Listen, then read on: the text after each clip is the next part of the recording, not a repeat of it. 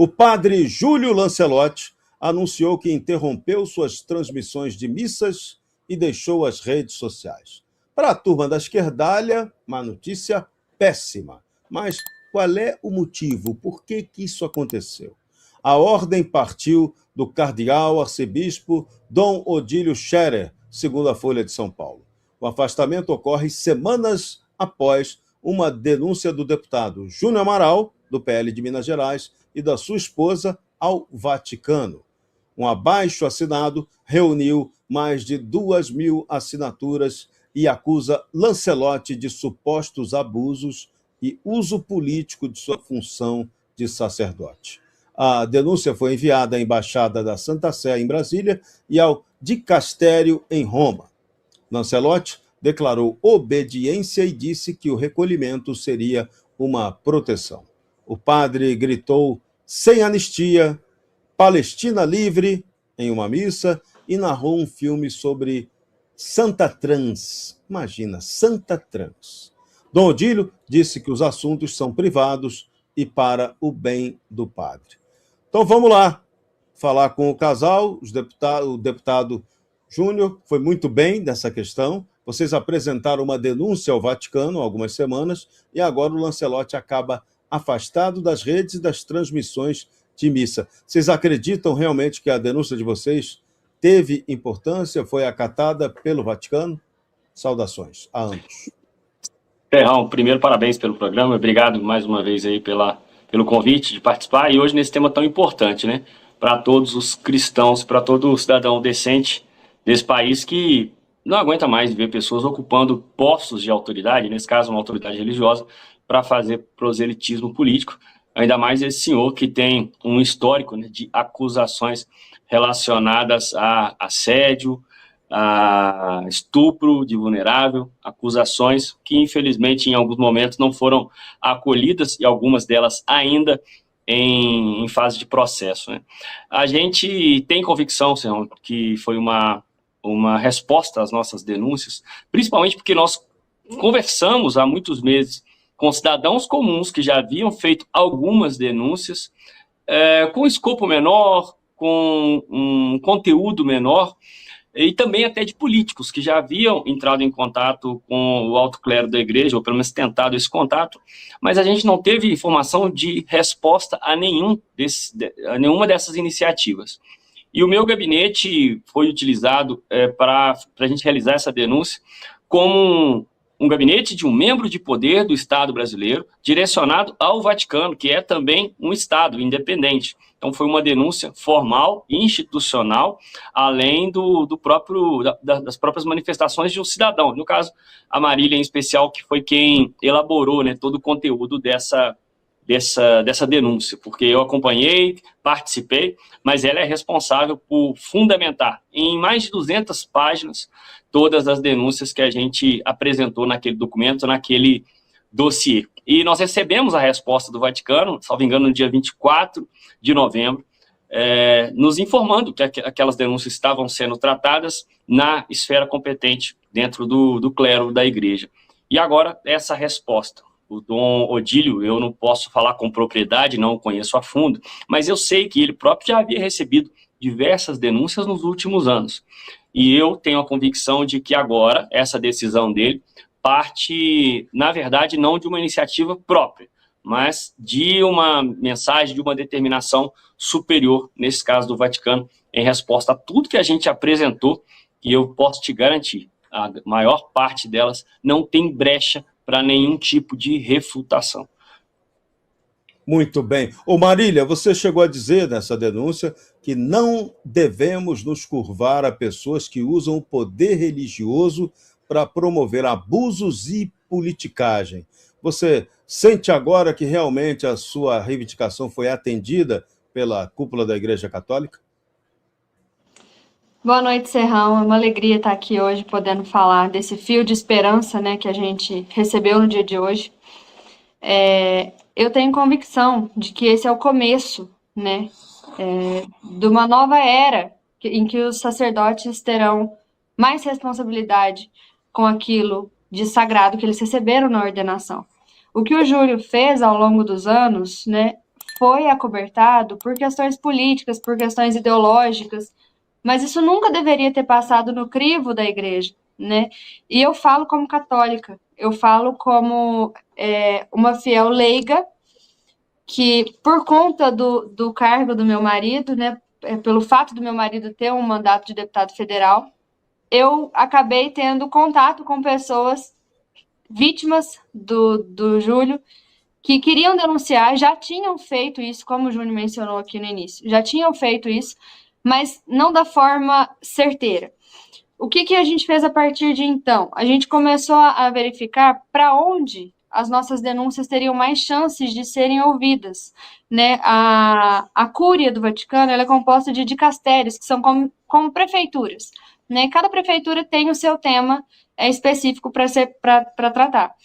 E aí a gente enviou, identificou duas prefeituras, 2 dicastérios que seriam os responsáveis, que poderiam nos dar maior respaldo, e enviamos diretamente para essas prefeituras, já sabendo que no Brasil muitas denúncias já tinham sido feitas e nada tinha acontecido, porque o sacerdote estava acobertado pelas suas figuras políticas e do judiciário, que acabavam acobertando todo tipo de escândalo, né, vindo dele.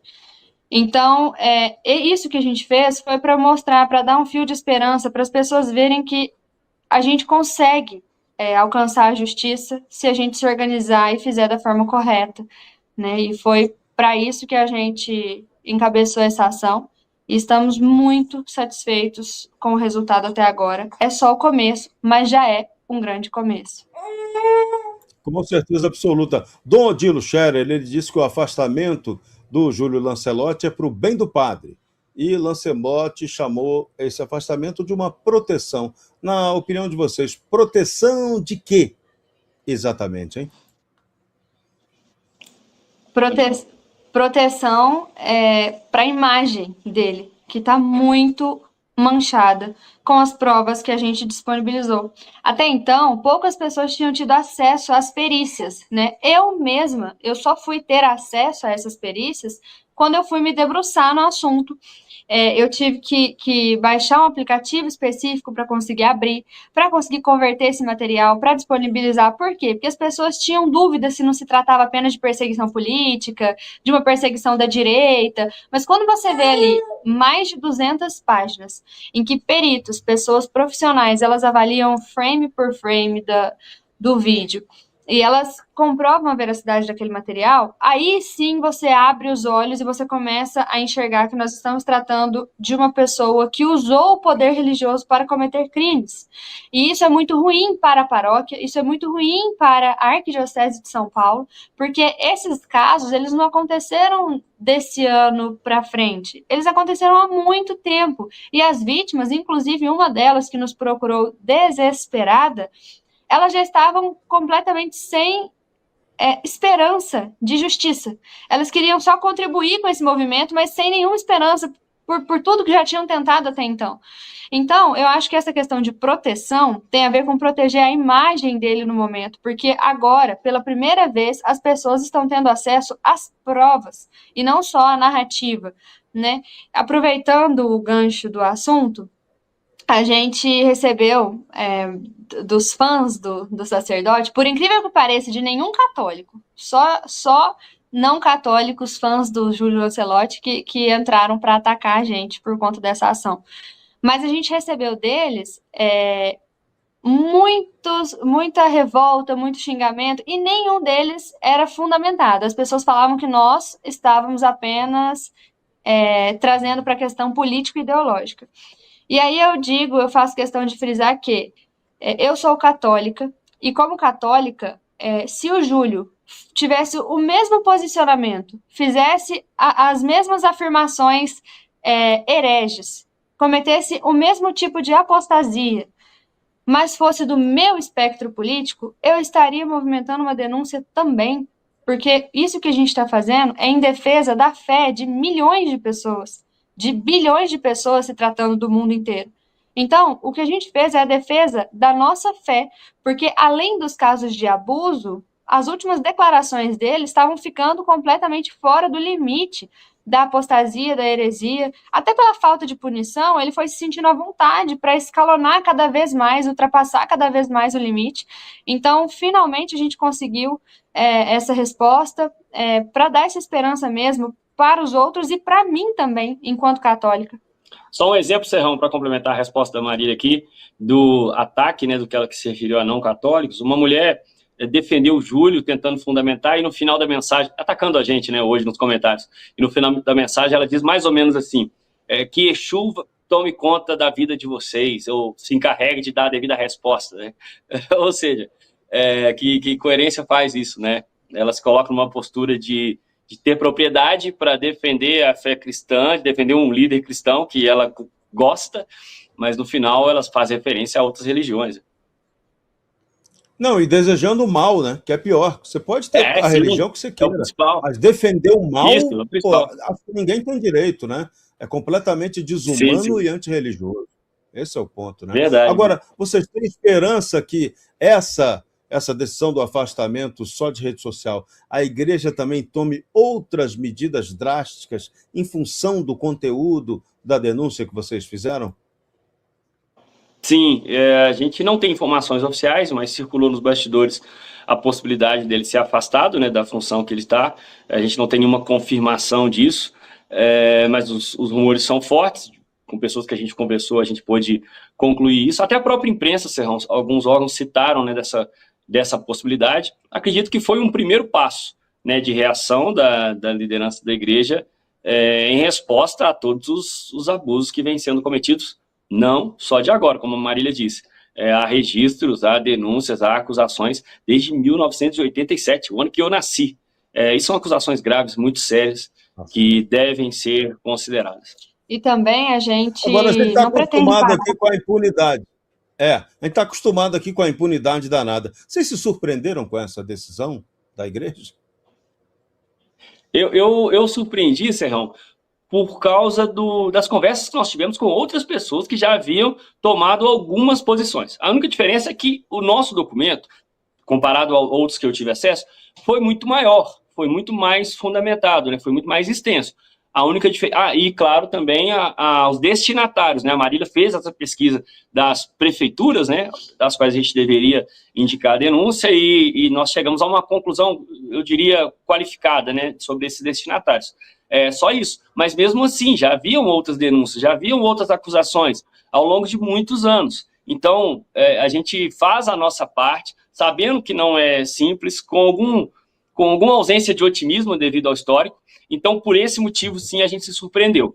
Mas quando a gente olha pelas regras, pelo que é justo, aí sim, aí não deve haver surpresa nenhuma, deve haver só um primeiro alívio de outras decisões que devem vir, a gente espera. E a gente não pretende parar nessa denúncia, né? Nós fizemos o que estava ao nosso alcance para que isso chegasse ao Vaticano, nos dicastérios que precisava, mas a gente pretende agora reunir as vítimas que estão em contato conosco, as vítimas, pelo menos 4 pessoas que já sofreram abusos desse sacerdote. Elas nos procuraram dispostas a gravar a entrevista, a denunciar. Então, nós vamos agora refinar essa denúncia, né? Agora já com o fato de o Vaticano estar sabendo e estar em procedimento de investigação também, para a gente poder transferir isso para a área penal, né, para a gente poder colaborar também com o Ministério Público de São Paulo, que já recebeu essa ação do Rubinho Nunes, vereador, e a gente vai poder colaborar agora de uma forma mais completa, para que isso não pare, né, para que isso não se limite ao âmbito da paróquia, para que ele seja definitivamente investigado e punido pelos crimes que ele cometeu contra esses jovens e adolescentes. Muito bem, mas o Vaticano, o Papa já agindo, já é um bom sinal de que pelo menos esse caso pode acabar sem impunidade. Marília, parabéns demais pelo trabalho que você fez, Júnior também pela mobilização. A gente agradece demais a participação de vocês aqui no Bradock Show. E vamos ter fé, né? Vamos ter fé que a gente precisa acreditar que dá para mudar, fazendo a coisa certa, agindo com honestidade e trabalhando nos valores de Deus, que hoje a gente está vendo aí uma cristofobia tomando conta do mundo, e essa galerinha aí da esquerda que faz toda essa sujeirada acaba sendo cristofóbica, que ela vai contra a ação do Cristo, que é o exemplo do amor, da paz, da harmonia e não da perseguição e da violência que eles praticam. Valeu demais a vocês, parabéns. Obrigada. Obrigado, Serrão. Conte conosco também. É uma honra